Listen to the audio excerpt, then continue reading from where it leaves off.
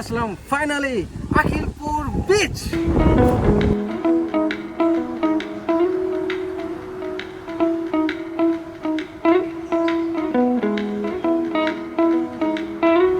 চারপাশে সবুজ আবহে নির্মল প্রশান্তির এক সুন্দর জায়গার নাম যদি হয়ে থাকে সেটাই হবে আখিলপুর সমুদ্র সৈকত।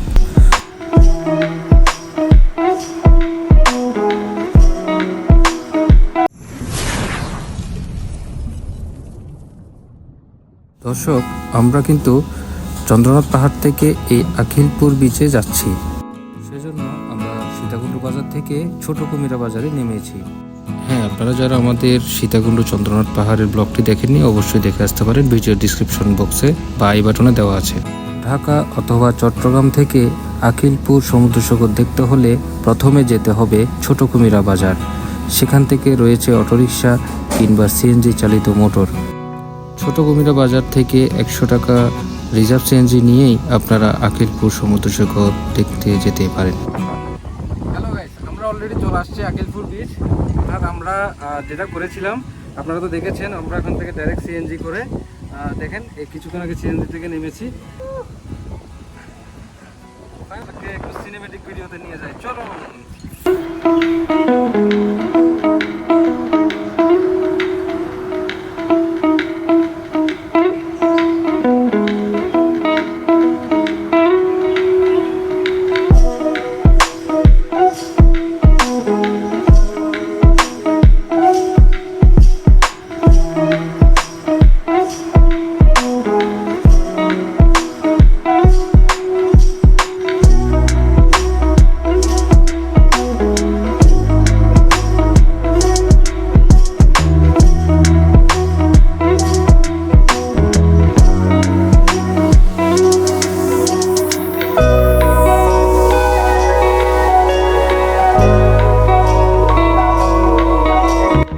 সীতাকুণ্ড উপজেলার নিমতলা গ্রামের পাশে এই সৈকতের অবস্থান। শুক্রবার সহ ছুটির দিনগুলোতে যান্ত্রিকতা ভুলে এক পশলা শান্তির খোঁজে এই সৈকতের ভিড় জমায় মানুষ। একসময় এটি ছিল ঘূর্ণিঝড় ও জলোচ্ছ্বাস প্রবণতা এলাকা। অল্প ঘূর্ণিঝড় ও জলোচ্ছ্বাসে ছিল মানুষের প্রাণহানির সম্ভাবনা। তবে সরকার বাঁধ নির্মাণ করায় এখন তা নেই বললেই চলে। সেখানে বাঁধের সঙ্গে বসানো হয়েছে ব্লক। বাঁধের চারপাশে লাগানো হয়েছে সারি সারি গাছ, যা মানুষকে প্রকৃতির সঙ্গে পরিচয় করিয়ে দেয়। শুধু তাই নয়, পর্যটকদের জন্য আখিলপুর সমুদ্র সৈকত এলাকায় রয়েছে বিশ্রামের ব্যবস্থা, রয়েছে দোকানপাট ও শৌচাগারের ব্যবস্থা। ফলে দিন দিন ভ্রমণ পিপাসু মানুষের কাছে প্রিয় হয়ে উঠেছে এই এলাকাটি। চট্টগ্রাম শহর থেকে 18 কিলোমিটার উত্তরে ও ছোট কুমিরা বাজার থেকে 1.5 কিলোমিটার পশ্চিমে আখিলপুর সমুদ্র সৈকতের অবস্থান।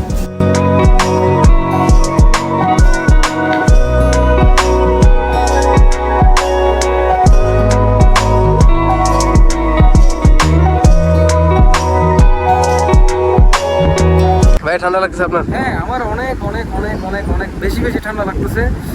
তবে হ্যাঁ, একটা বিষয় কি, আপনারা কিন্তু অবশ্যই এনজয় করতে পারবেন এখানে। যারা হচ্ছে একটু রিপ্লেস মুড খুঁজছেন, আপনারা যদি রিপ্লেস মুড কোনো প্লেস খুঁজেন, তাহলে তার জন্য আমি সাজেস্ট করব আখিলপুর বিচ। দেখুন, খুবই নিরিবিলি এবং প্রশান্তি বাতাস, এর চেয়েও সুখময় আমার মনে হয় না থাকবে। আপনারাও উপভোগ করুন আমাদের এই। দেখুন এখানে কিভাবে খেজুরের রস সংগ্রহ করছে চাষিরা। তো এখানে এভাবেই করে খেজুরের রস সংগ্রহ করা হয়। চলুন নৌকা দেখতে দেখতে আপনাদেরকে আরও কিছু তথ্য দিয়ে দিই। আপনারা যদি এখানে থাকতে চান তাহলে সেজন্য কুমিরা এলাকায় রাত্রি যাপনের জন্য একাধিক মাঝারি মানের হোটেল রয়েছে। হোটেল রয়েছে সীতাকুণ্ড সদরেও। এছাড়াও উন্নত মানের হোটেলে থাকতে চাইলে যেতে হবে চট্টগ্রাম শহরে। এবার আসি খাবারের বিষয়ে। দুপুরের খাবার ও রাতের খাবারের জন্য কুমিরাতেই একাধিক মাঝারি মানের খাবারের হোটেল রয়েছে।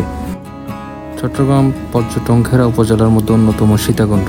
আখিলপুর সমুদ্র সৈকত ছাড়াও এই উপজেলায় আরও রয়েছে গুলিয়াখালী সমুদ্র সৈকত, বাঁশবাড়িয়া সমুদ্র সৈকত, কুমিরা ফেরিঘাট, সীতাকুণ্ড ইকো পার্ক, চন্দ্রনাথ পাহাড়, খৈয়াছড়ি ঝর্ণা, নাবিকতাচড়া ঝর্ণা ইত্যাদি। দর্শক, এতক্ষণ ধরে যে নামগুলো বলেছি সেগুলো নিয়ে আমাদের অলরেডি ব্লগ রয়েছে। আপনারা যদি এই ব্লগগুলো মিস করে থাকেন অবশ্যই আমাদের চ্যানেল ভিজিট করে প্লেলিস্টে দেখে নিতে পারেন।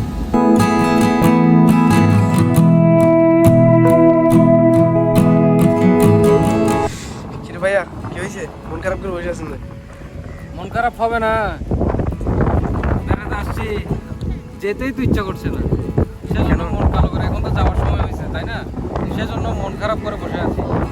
এখন কি আর করার, যেতে তো হবে, মন খারাপ করার তো আর কিছু নাই।